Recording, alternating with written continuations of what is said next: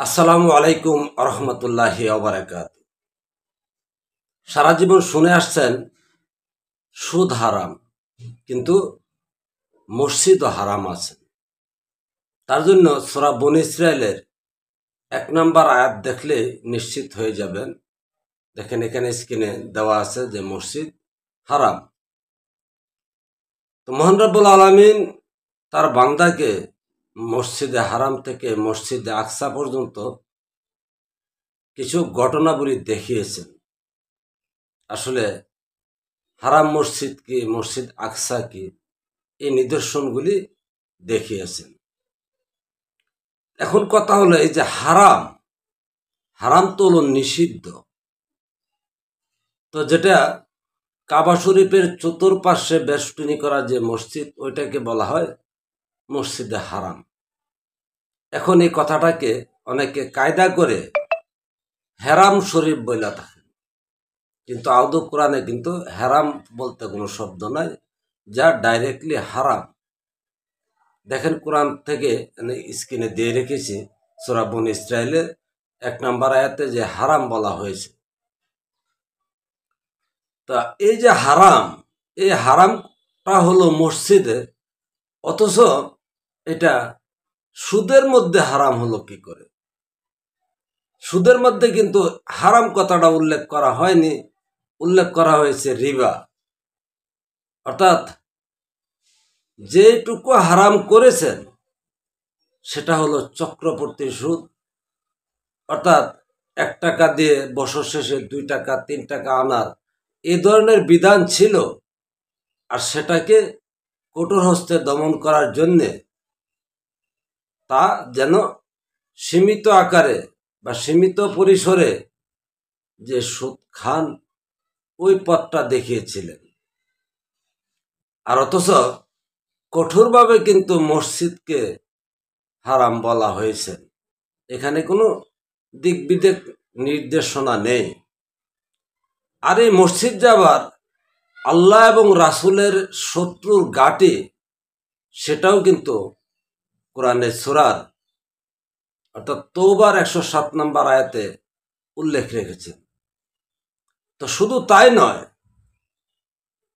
এই মসজিদ অর্থাৎ রাসূল পাক সাল্লাল্লাহু আলাইহি সাল্লাম একটা মসজিদ নিজ হাতে ভেঙেছেন। সেটা হলো কুবাতে মসজিদে জিরান নামে। অথচ দেখেন, এখন এই মুসলিম জাহানে হারাম মসজিদেরও কোনো উল্লেখ নেই।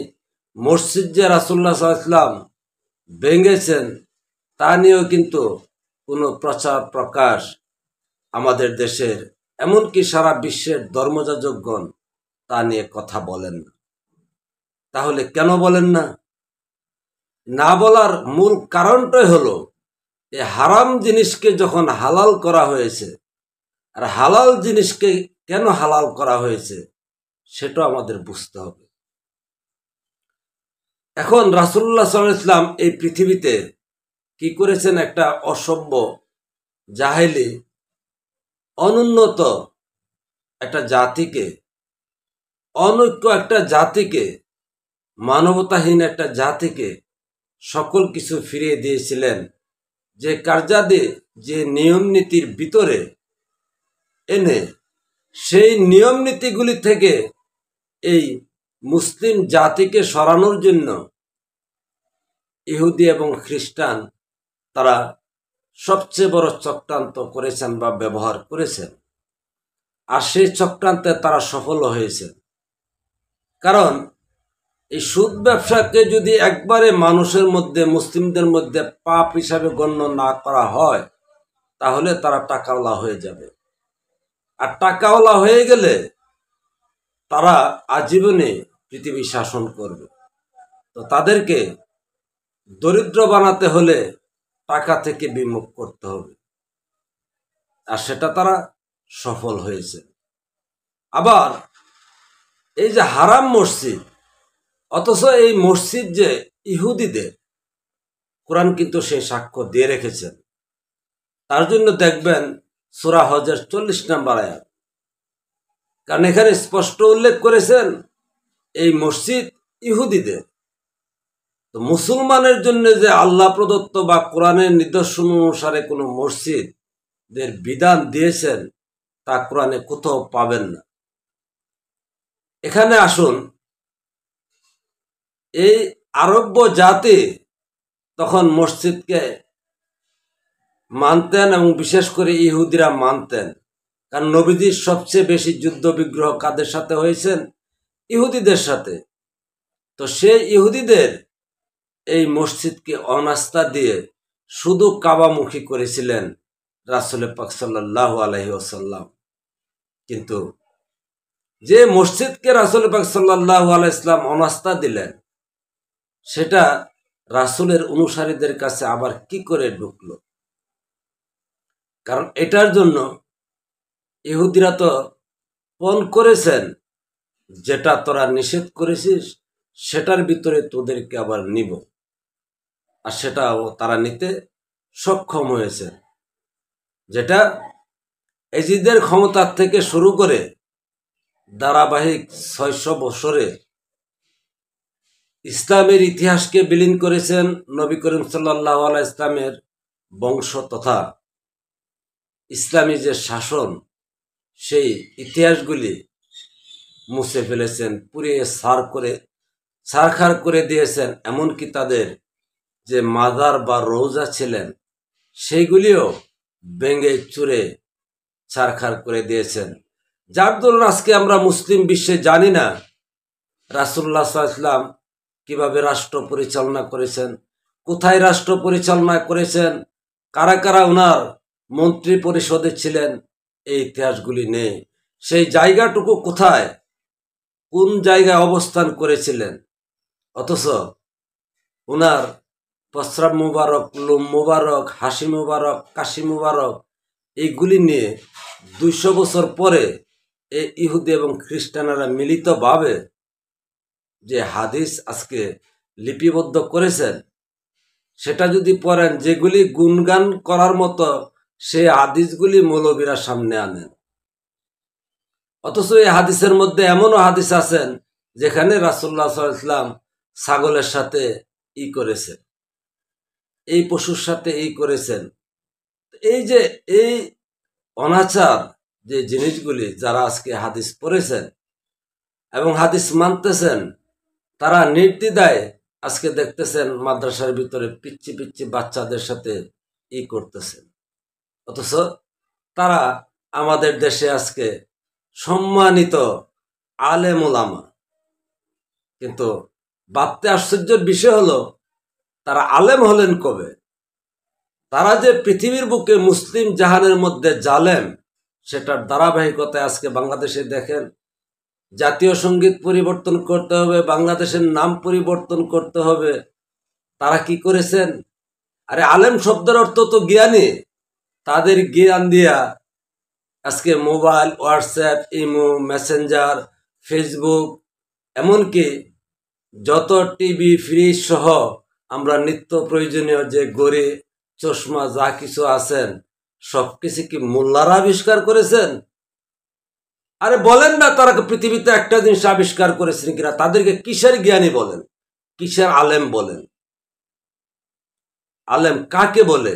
এই শব্দটা যদি আজকে মুসলিম জাহানদের অর্থাৎ বিশেষ করে আমাদের বাঙালিদের কাছে পৌঁছাতেন, তাহলে বুঝতেন যে আলেম কি। কারণ আলেম শব্দটার অর্থ জ্ঞানী।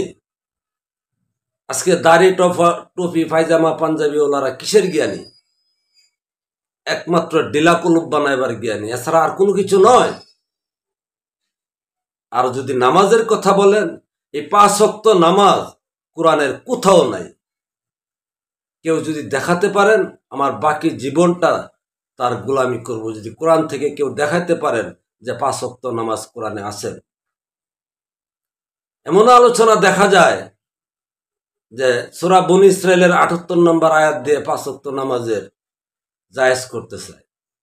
আরে সেখানে শুধু একটা সালাতের কথা বলা হয়েছে, জীবনের শেষ প্রান্তেও যেন, অর্থাৎ সন্ধ্যার সালাতের কথা বলা হয়েছে না সকালে কোরআন পাঠ করার কথা বলা হয়েছে।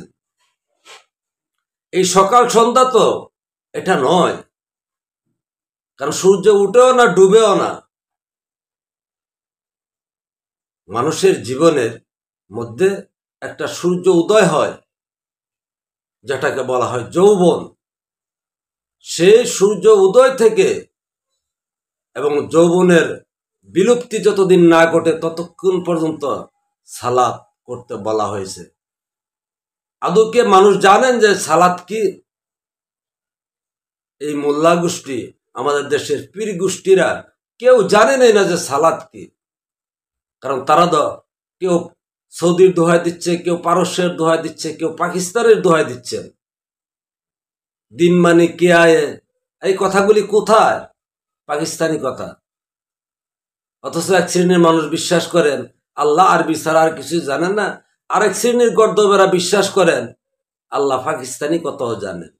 নাহলে দিন মানি কে আয় এই কথা কবরে জিজ্ঞেস করবে ফেরেশতারা, এমনটাই বা বলা বলি করেন কি করে? সালাত শব্দের বাংলা আবিধানিক অর্থ হলো জীবনের একান্ত করণীয় যে কার্যাদি তাকে সালাত বোঝানো হয়েছে, যেটা প্রত্যেকটা মানুষের জীবনে করতে হবে। এই সূরা কেরাত পড়ার নাম সালাত নয় বা নামাজ নয়। তো এটা যে কোন নামাজ, সূরা কেরাত পড়ে মসজিদে গিয়ে কপাল ঠুকানো, এটা পরবর্তী কোনো এপিসোডে আলোচনা করব। তো প্রকৃতপক্ষে এই হলো হারাম মসজিদ এবং হারাম সুদ। আসলে এই হারাম দিয়ে আবার পাপও কিন্তু বলা হয়নি, নিষেধ। নিষেধেরও একটা সীমারেখা। আপনি এতটুকু করতে পারবেন, এতটুকু করতে পারবেন না। 1 টাকা দিছেন, তার জন্য আপনি 4 আনা 10 পয়সা সুদ আনতে পারবেন, তা আপনার জন্য জায়েজ, হালাল। কিন্তু তা যদি 1 টাকা দিয়ে 2 টাকা আনেন, সেটা হারাম। অর্থাৎ আপনার নিষেধ করা হয়েছে গরিবদের যাতে অত্যাচার অনাচার না করা হয়, বরং না দিতে পারলে তাকে মাফ করে দেওয়ার কথা কিন্তু কোরআনে বলেছেন।